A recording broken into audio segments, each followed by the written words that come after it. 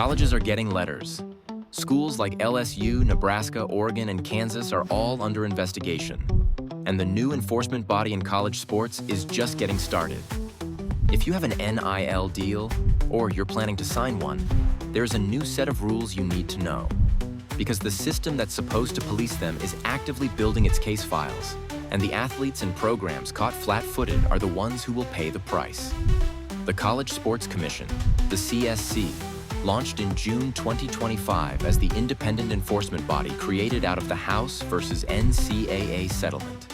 It's led by Bryan Seeley, a Harvard Law graduate, former federal prosecutor, and former MLB investigations chief. In other words, this is not a rubber stamp organization. It's staffed with real investigators, currently hiring for positions paying between $150,000 and $190,000 annually. The CSC operates a clearinghouse called N.I.L. Go. Every third-party N.I.L. deal worth $600 or more must be reported within 5 business days of signing. Every deal is evaluated on 3 criteria: whether the paying party has ties to the school, whether there's a real business purpose behind the deal, and whether the compensation is at fair market value. Between June and August 2025, the CSC cleared 6,090 of 8,539 submitted deals, valued at approximately $35.4 million.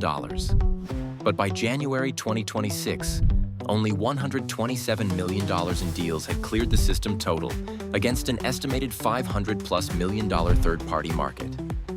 That gap tells you how many deals are still going unreported. L.S.U was the first school publicly investigated for failure to report. The case was resolved in about 3 weeks without penalties once athletes updated their information. Nebraska received an inquiry notice in January 2026 attributed to confusion about timing requirements. Oregon and Kansas followed. None have been formally punished. Yet. The CSC is still in what experts are calling its warning shot phase. Here's where it gets complicated. The CSC's authority depends on all schools signing a university participant agreement that formally binds them to its rules. That agreement has not been fully ratified. Attorneys general in states including Texas and Tennessee have called it legally questionable and advised their schools not to sign. Without universal agreement, the CSC's power to impose severe sanctions remains legally uncertain. But here's the mistake athletes and programs are making: treating that uncertainty as permission to skip reporting. The CSC is building investigative infrastructure right now. The schools that are non-compliant today are the case files of tomorrow.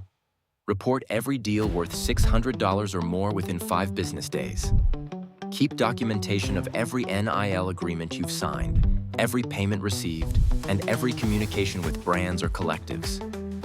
If your school hasn't briefed you on N.I.L. Go, ask your compliance office today.